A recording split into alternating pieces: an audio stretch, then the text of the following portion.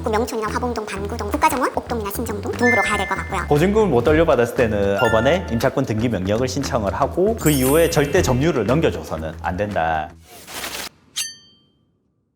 서로 다른 시선이 부딪혀 지혜의 스파크가 반짝이는 지식대전의 장. 충돌사고에 오신 걸 환영합니다. 20년 동안 유아교육 현장에 있다가 22년부터 공인중개사가 된 한미화라고 합니다. 안녕하세요. 울산에서 14년차 변호사로 활동하고 있는 이강진이라고 합니다. 반갑습니다.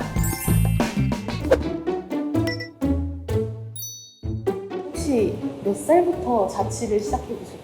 저희 세대는 자취라는 게 결혼과 동시에 많이 이루어졌던 것 같고요. 아버지께서 자취는 안 된다 해서 삼촌 댁에 같이 살았거든요. 저는 이제 대학원 진학을 하면서 자취를 시작하게 됐는데 공부에 좀 더 집중하기 위해서 학교 가까운 곳으로 자취를 하게 됐습니다. 독립은 결혼을 의미하던 예전 세대보다 요즘 세대가 더 이른 시기에 자취를 하는 경향이 있는데요. 그렇다면 성인이 돼도 본가에 살면 주거비를 지불하는 게 맞을까요? 취업을 하고 나서 둘째를 데리고 한 4년 정도 같이 이제 살았는데 저도 일을 하고 있고 다 일을 하고 있는데 설거지도 그대로 있고 빨래도 그대로 있고 이런 건 가사를 전혀 하지 않으니까 어느 순간 좀 서운해지더라고요. 얘기를 하게 됐어요. 그래서 그 정도 선은 너가 좀 해야 되지 않을까 해서 이제 분담을 하고 있는데요. 이런 정도의 어떤 소통은 필요한 것 같고 가사 분담만으로 저는 좀 충분한 것 같고요. 그 본가에 있으면서 목돈을 좀 만들기를 바래요. 그래야지 또 그 다음 뭔가를 할 수가 있으니까. 저도 전적으로 동의하는 네, 바입니다. 맞습니다. 케바케인 것 같아요, 그죠? 예. 월세, 식비, 가사비 얼마씩 부담해야 된다고 보세요?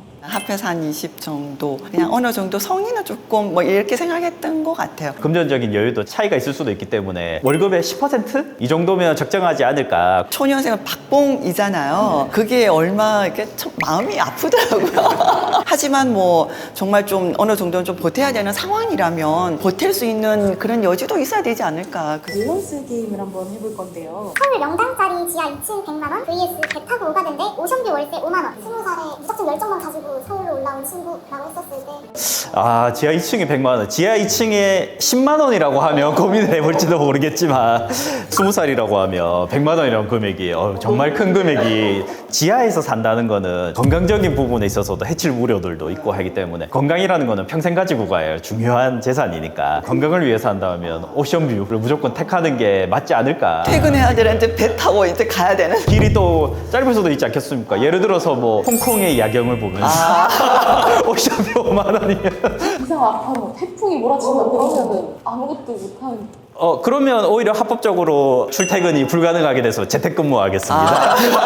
그러니까 이게 100만 원이라는 금액은 너무 큰데요. 배 타고 오간다는 이거는 너무나 많은 변수들이 생길 수 있어서 사회 초년생이 변수들을 부담하기에는 너무 어렵지 않을까. 근데 지하 2층 집이 있긴 한가요? 서울 같은 경우에만 그나마 이제 반지하로 될 거고 나머지 지역들 같은 경우는 근린생활시설은 그나마 가능한데 지하 2층 같은 경우는 아마 주거용으로 허가가 나지 않을 것 같습니다. 기본적으로 사람들이 거주하려고 한다면 세면시설이라든지 물을 써야 되는 이런 부분들이 많이 있는데 지하에서는 아무래도 하수도보다 낮은 지역에 위치할 수 있으니까 그런 것들을 설치하기가 좀 적합하지 않은 곳들이 많아서 아마 안 되지 않았을까. 요즘 아파트 이름 짓는 법이라고 앞에 강 보이면 일단 리버더 붙이고 근처에 공원이나 풀 좀 보이면 포레스트 붙이고 하더라고요. 전국에서 탑5 안에 드는 긴 이름을 가진 울산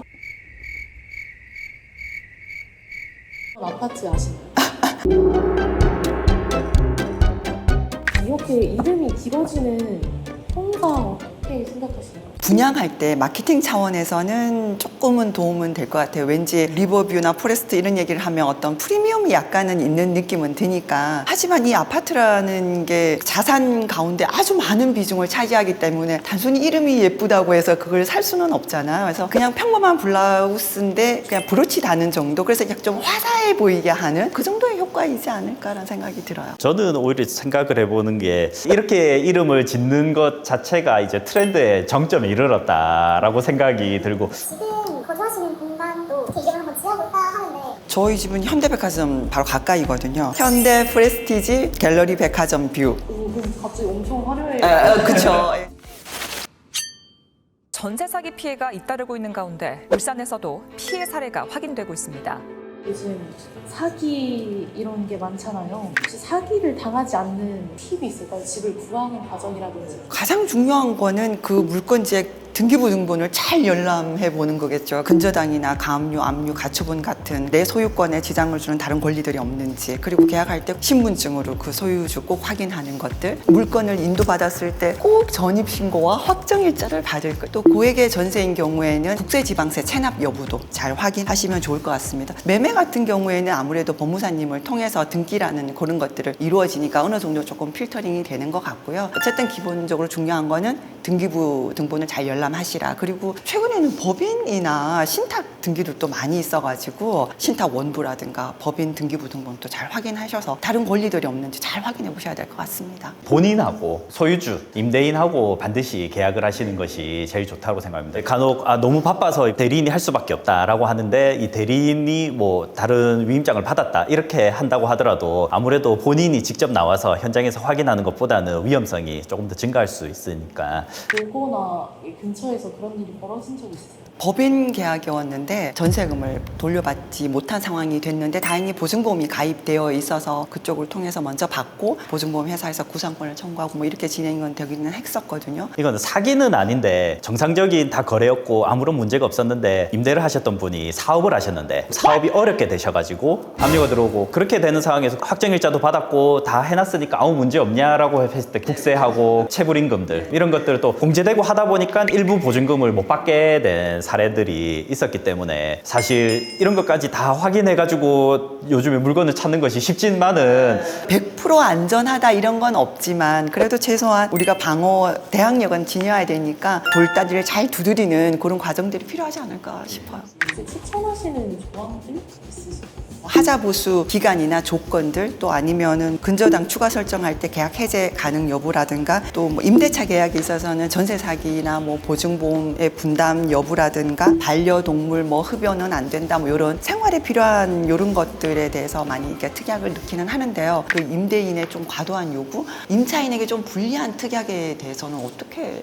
법률을 위반되는 부분에 있어서는 특히 임차인에게 불리한 조항들 같은 경우는 무효로 하도록 하고 있는데 다만 그 내용 자체가 법률에 위반되는지 안 되는지가 현장에서 바로 확정이 안 되는 경우들이 있습니다. 예를 들어서 이제 5년만 계약갱신 요구권 행사할 수 있다라고 했지만 5년이 지난 이후에 재건축을 하지 않게 되는, 이건 계약갱신 거절 사유가 되기는 하지만 그 전제 조건 자체가 지금 성립하지 않게 된 상황에서는 다시 계약갱신 요구권을 10년을 또 요구할 수 있게 되는 부분들이 있으니까. 표준 계약서만으로도 커버하기 힘든 부분을 이런 특약으로 뭔가 보호받기 위한 것들이니까 자기한테 맞게 잘 이렇게 체크하셔서 넣어두시는 게 좋을 것 같아요.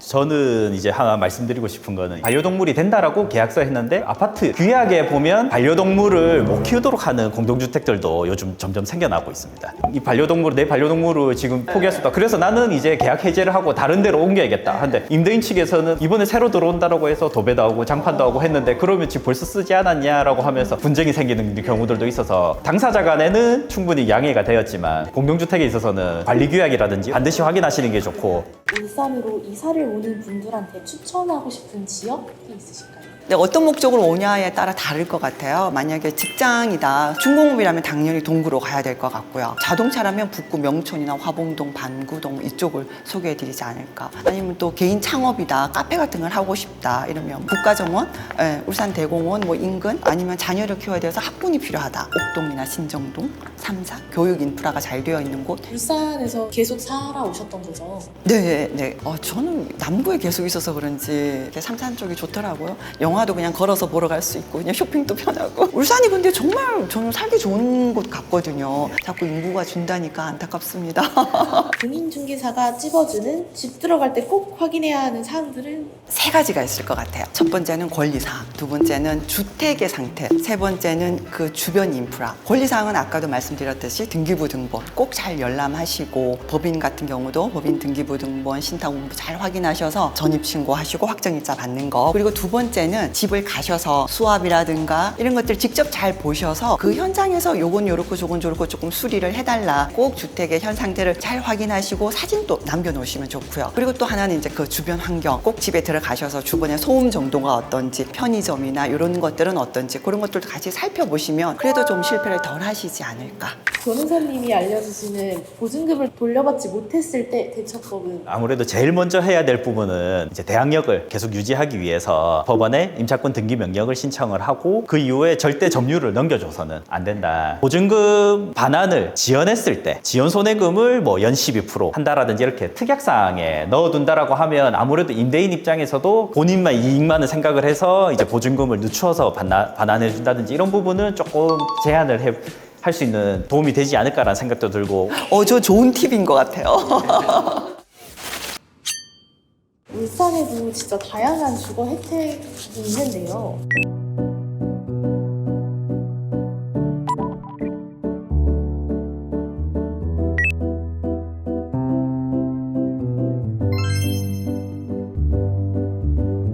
울산이 막 살기 좋은 도시라고 해주셨었잖아요. 5060 세대분들에게도 추천할 만한 이유가 있을까요? 산이랑 바다가 너무 가까워서 너무 좋은 산들이 많고 계곡도 그렇고 또 바다도 정말 불현듯 그리울 때 언제든지 갈 수 있는 산과 강과 바다 이 세 가지를 모두 갖춘 도시가 사실 많지 않고 태화강에 카약이라든지 카누를 대여해가지고 즐길 수 있도록 시설들도 잘 되어 있고 특히 이제 은퇴를 앞두시고 시간을 많다라고 하시면 울산이 정말 좋은 곳이 아닌가 그런 생각을 해요. 네. 앞으로 어떤 혜택들이 나오면 사회 초년생 분들 그리고 5060 세대 분들에게도 도움이 될까요? 새로 신규 분양되는 건 솔직히 분양가가 너무 높잖아요. 사회 초년생들 접근하기가 너무 힘드니까 청년주택 이런 것들이 좀 많이 나올 수 있으면 정말 좋을 것 같아요. 집은 그냥 다 공평하게 하나씩 그냥 가질 수 있는 보편적인 그런 걸로 접근이 됐으면 좋겠어요. 청년 세대라고 하면서 19살에서 39살 사실 범위가 꽤 클 뿐만 아니라 19살의 소득과 39살의 소득은 정말 그 소득 차이가 크다고 생각을 합니다. 나이